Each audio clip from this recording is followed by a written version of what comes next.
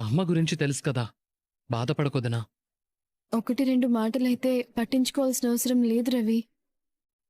అదే పనిగా తిడుతూనే ఉంటే వింటూ ఊరుకోలేం. ఆ మాటలు చెవిదాకా వచ్చి ఆగిపోతే పర్లేదు, లోపలికొచ్చి మనసుని తాకితే ఆ బాధ చాలా ఎక్కువగా ఉంటుంది. నిజమే మీనా, నేను డబ్బింగ్ చెప్పేటప్పుడు ఎమోషన్స్ గురించి చాలా నేర్చుకున్నాను. ఆంటీకి బాధ పెట్టడం అలవాటు, అలా అని బాధపడ్డమే నీ అలవాటుగా చేసుకోలేవు కదా. నీ ప్లేస్లో ఉండి ఆలోచిస్తే ఎంత పెయిన్ఫుల్గా ఉంటుందో తెలుస్తుంది. అంతా నా కర్మ. నా తమ్ముడు చేసిన తప్పు నన్ను కూడా దొంగని చేసింది. నాది కాని రూపాయి కోసం కూడా ఆలోచించని నన్ను 2 లక్షలు దొంగతనం చేశావంటూ ఉంటే అలాంటి మాటలు వినడం కంటే చచ్చిపోవడమే మంచిదనిపిస్తోంది. వదినా, ఏం మాట్లాడుతున్నావు? కష్టం విలువ తెలిసిన నువ్వే ఇలా మాట్లాడితే అది వినడం మాకు చాలా కష్టంగా ఉంటుంది. అమ్మ అన్నంత మాత్రాన అవన్నీ నిజాలు కావు. మాకందరికీ తెలుసు కదా నువ్వేంటో. మీనా, నువ్వు మిర్రర్ లాగా ట్రాన్స్పరెంట్గా ఉంటావు. నీ మనసులో ఏముంటే అదే బయటకు కనిపిస్తుంది. ఆ విషయం ఆంటీ ఒకరోజు తెలుసుకుంటారు. తెలుసుకోకపోయినా మనకి నష్టమేం లేదు. నువ్వు ఇలాగే ఉండు, మేమంతా నిన్ను అలాగే ఇష్టపడతాం.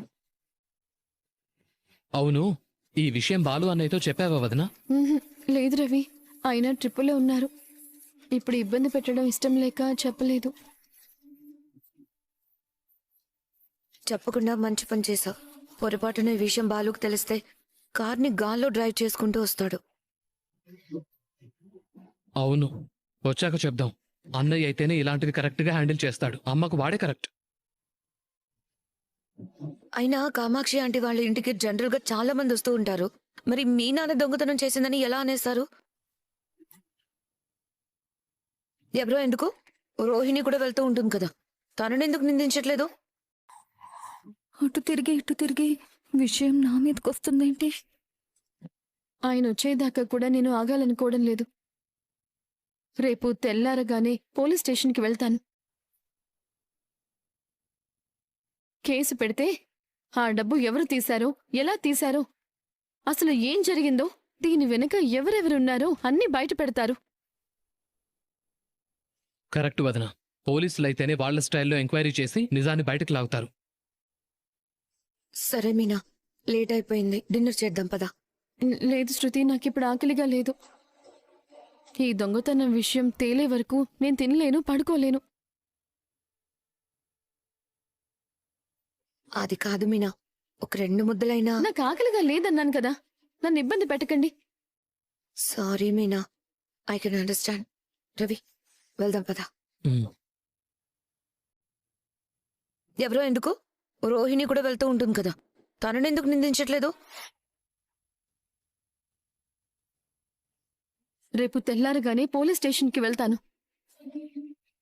రేపు మీనా కేసు పెడితే, పోలీసులు ఎంక్వైరీ స్టార్ట్ చేస్తే, కామాక్షి పిన్నిని ఆ డబ్బుల గురించి నేను అడిగినట్టు చెప్పేస్తే, వాళ్ళు ముందుగా అనుమానించేదే నన్నేగా.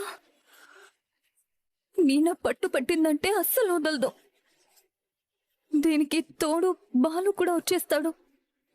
ఇప్పుడు నేను ఎలా బయటపడాలి?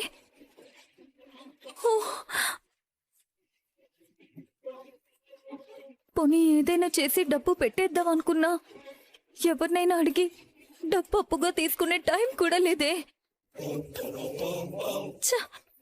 ఇప్పుడు నేను ఎక్కడికి వెళ్ళాలి? ఏం చేయాలి? గుణ, తనొక్కడే నాకున్న సొల్యూషన్.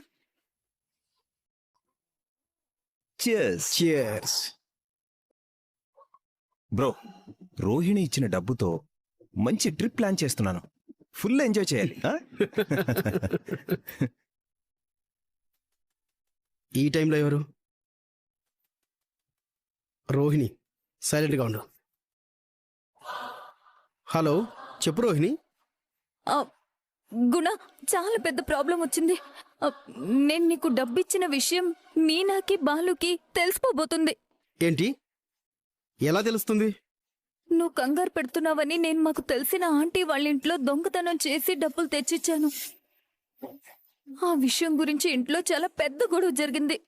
అందరూ మీనాని అనుమానించారు, కానీ మీనాకు నా మీద డౌట్ వచ్చింది.